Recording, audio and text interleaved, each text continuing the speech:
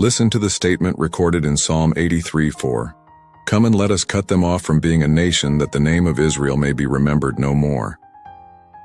While we've heard this sentiment from several nations in the Middle East, Psalm 83 is considered a prophecy about a future coalition of Israel's enemies. This video explores 3 key biblical ancestors of these peoples and why there's animosity towards Israel. Key number 1. Ishmael, father of the Arabs. It's widely acknowledged that the Arab people are descendants of Ishmael, Abraham's son with Hagar. God promised a son through Sarah, but due to delays, Sarah suggested Hagar have a child with Abraham. This caused conflict, and Hagar fled with Ishmael. God promised to multiply Ishmael's descendants, but also prophesied he would be a wild man, his hand against every man, and every man's hand against him. The Bible records tension between Ishmael and Isaac, reflecting the animosity seen today between Arabs and Jews. Key number 2. Esau's added influence against Jacob. When Isaac's wife Rebekah was pregnant, the children struggled within her, prompting her to ask God why. He revealed 2 nations within her, one stronger than the other. The firstborn, Esau, was a hunter, while Jacob was a tent dweller.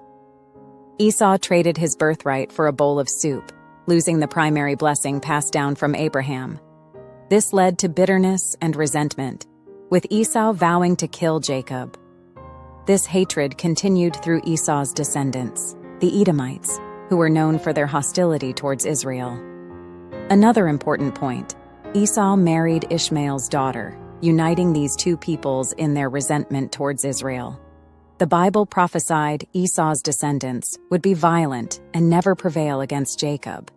They would be filled with bitterness and hatred, as seen in modern statements like the Palestinian National Charter and Hamas Covenant. Key number 3. The Amalekites' hostility and malice.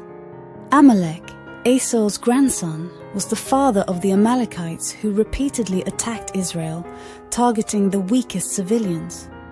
God declared war on the Amalekites for generations due to their actions.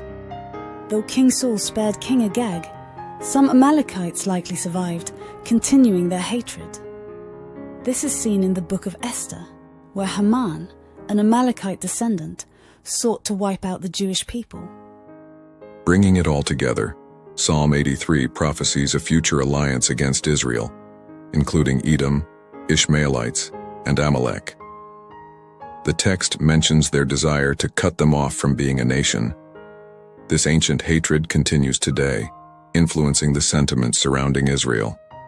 It also played a role in the development of Islam, begun by a self-proclaimed descendant of Ishmael. Here are just a few statements made in modern times that carry the same sentiment we've read in Scripture.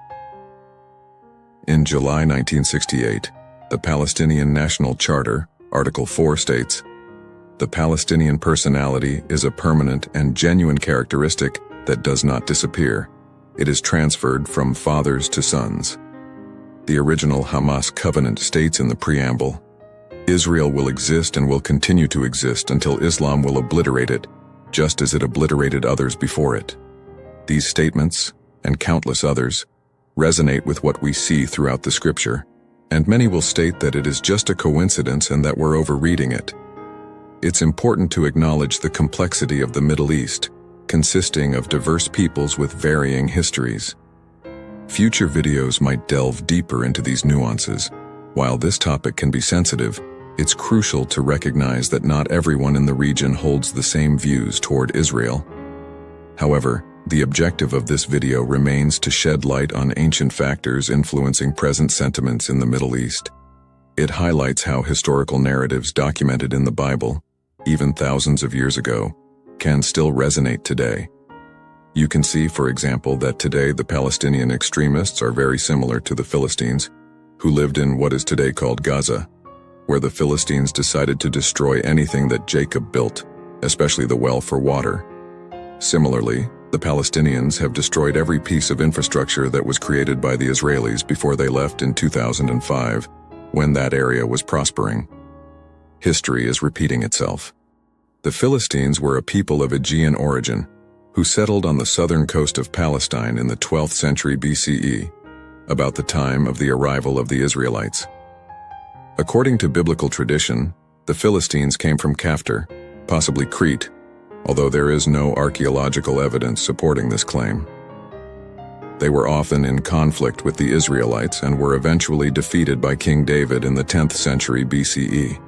They disappeared from history after the 5th century BCE, and their culture and language were assimilated by other peoples. The Palestinians are the modern descendants of the Arab population that lived in Palestine under Ottoman and British rule. The term Palestinian derives from the Greek word Palestine, which itself comes from the Hebrew name Peleshet, for the land of the Philistines. However, the Palestinians are not genetically or culturally related to the Philistines, and their identity is based on their connection to the land, not to a specific ethnic group. The Palestinians have been involved in a long-standing conflict with the Israelis over the control and sovereignty of the land since the creation of the State of Israel in 1948.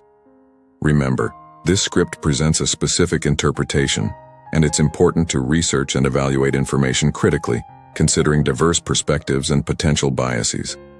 If you enjoyed this video, please like, comment, and follow my channel for more content, helping you understand the world through the lens of the Jewish prospect. Thanks for watching.